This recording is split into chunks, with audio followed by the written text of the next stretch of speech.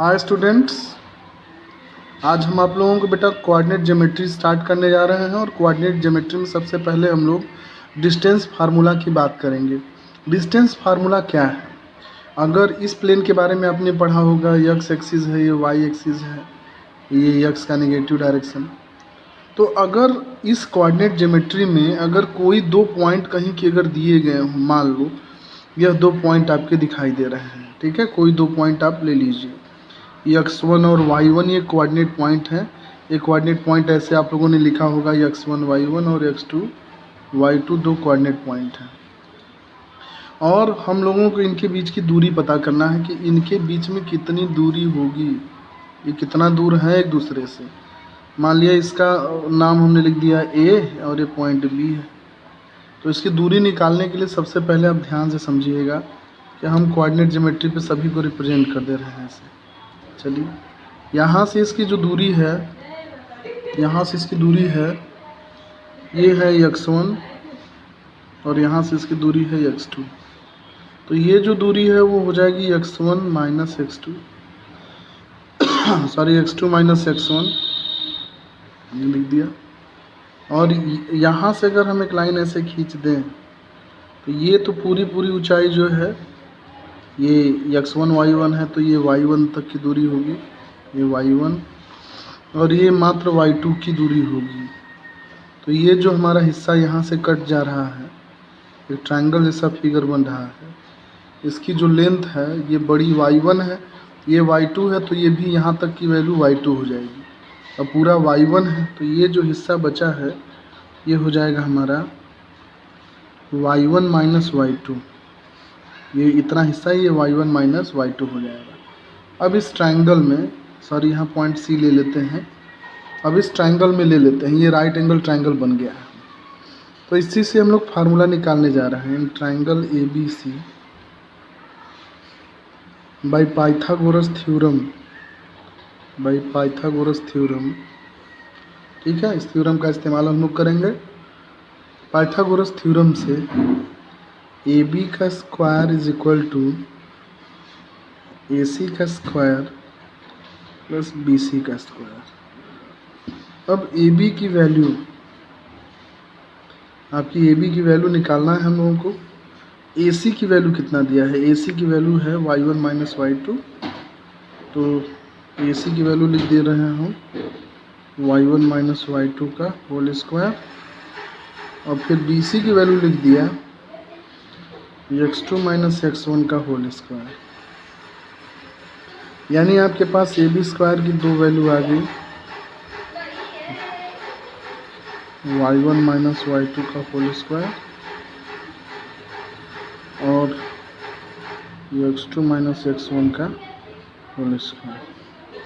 AB की value हो जाएगी रूट, चूँकि डिस्टेंस माइनस में नहीं होती है, y1 माइनस y2 का whole square plus x2 minus x1 का होल स्क्वायर। इस फार्मूले में दोनों में होल स्क्वायर लगा हुआ है, इसलिए आप इस फार्मूले में चाहे y1 में से y2 घटाइए, चाहे y2 में से y1, चाहे यहाँ x2 माइनस x1 कीजिए, चाहे x1 माइनस x2, इससे कोई फ़र्क नहीं पड़ता है। तो फार्मूला को आप सीधा थोड़ा करके लिखिए y1 माइनस y2 का होल स्क्वायर, क्योंकि होल स्क्वायर जब करेंगे तो दोनों नंबर प्लस में आएगा, तो कोई दिक्कत तो है नहीं। तो चाहे आप जैसे भी घटाइए इसको, x1 माइनस x2 का होल स्क्वायर, ये हमारा डिस्टेंस फार्मूला हो गया। ये दो पॉइंटों के बीच की दूरी निकालने का फार्मूला होता है, दो पॉइंटों के बीच की दूरी निकालने का ये फार्मूला। अब हमने आपसे पूछ दिया find the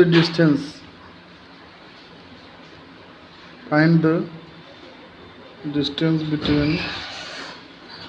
between twin points 3, 4 और 5, 6। तो आप डिस्टेंस फार्मूला एक बार लिख लीजिए। ये फार्मूला लिखने के बाद बस x वाले को x वाले में से घटाइए, तो 3 में से 5 घटाएंगे तो -2 का होल स्क्वायर, और y वाले को y से, x वाले को x से, फिर 4 में से 6 घटाइए तो -2 का होल स्क्वायर, ये आ जाएगा आपका 4। √8 यूनिट। तो ये बेटा हो गया हमारा डिस्टेंस फार्मूले का यूज करना है। ऐसे ही डिस्टेंस फार्मूले पे जो मेन बेस्ड जो क्वेश्चन है, अभी डिस्टेंस तो आ गया, चलिए ये बात बहुत अच्छी लगी कि चलो डिस्टेंस ऐसे हम लोगों को करना है। इसका बेसिक यूज क्या है? तो डिस्टेंस फार्मूले का जो हमारे सिलेबस में जो यूज है वो 2 जगह यूज है। इसका यूज करके हम कहाँ कहाँ, ये तो 2 पॉइंट में डिस्टेंस आपसे पूछेगा, आप निकालिएगा।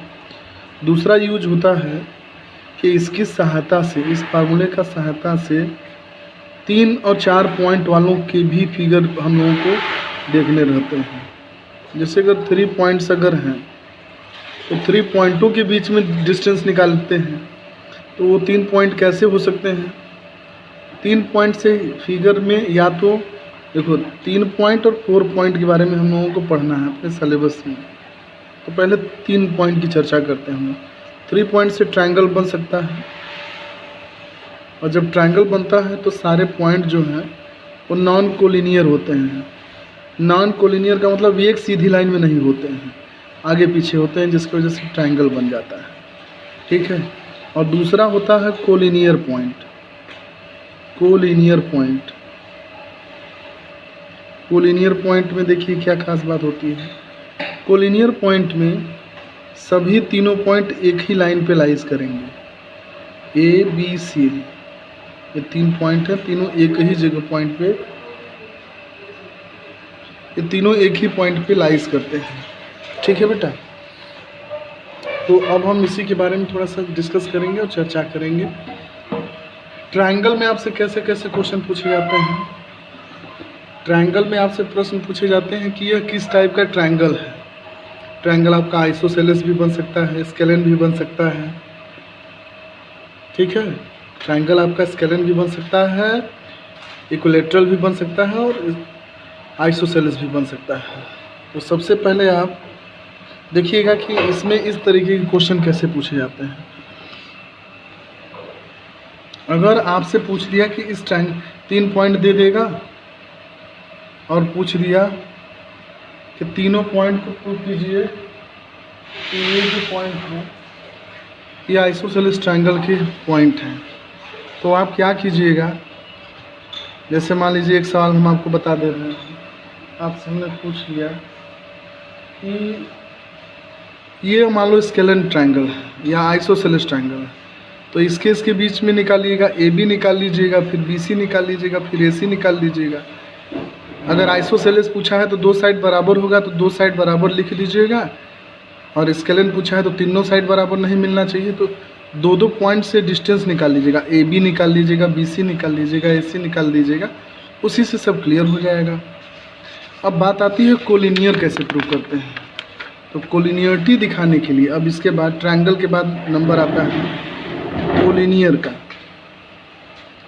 जैसे कोलिनियर में क्या बात पूछेंगे, जैसे कोलिनियर में हमने पूछ दिया, अब ये 3 पॉइंट हमने दे दिया कि 2 3 ए बी सी ऐसे दे दिया, 2 3 बी दिया आपका 3 4,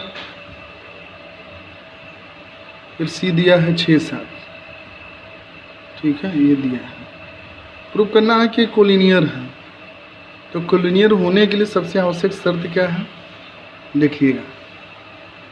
सबसे पहले आवश्यक शर्त ये है कि आप सभी के बीच सब 2-2 पॉइंट लेके डिस्टेंस निकाल लीजिए।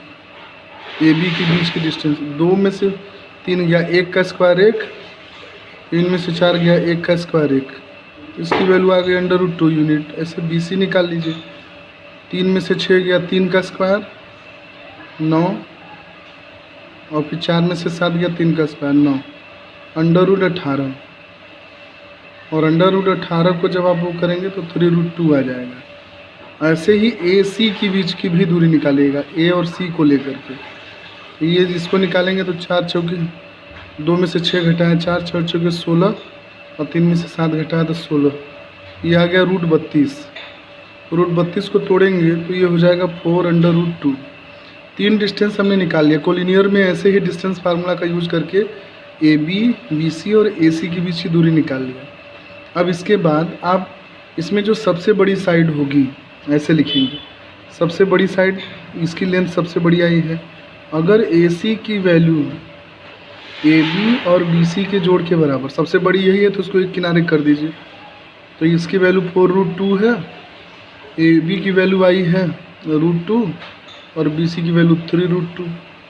इसको ऐड करेंगे तो यहाँ पे 1 लिख दीजिए, 3 और 1 बाहर, √2 नहीं जोड़ाता है, बहरे का नंबर जोड़ाता है, तो ये भी 4√2 हो गया। अगर बराबर आ गया तो कोलिनियर, और बराबर नहीं आया तो कोलिनियर नहीं है, ये जान लीजिएगा। तो ऐसे डिस्टेंस फार्मूला का यूज़ करते हुए ऐसे कोलिनियरिटी हम लोग दिखाते हैं। तो अभी आप डिस्टेंस फार्मूला से डिस्टेंस निकालना सीखिए, आइसोसेलेस स्केलेन ट्रायंगल की प्रूविंग करना सीखिए, फिर कोलिनियरिटी दिखाइए, फिर हम आपसे डिस्कस करेंगे 4 पॉइंट वाले टॉपिक पे। ठीक है, तब तक के लिए ध्यान दीजिए। Have a nice day and जय हिंद।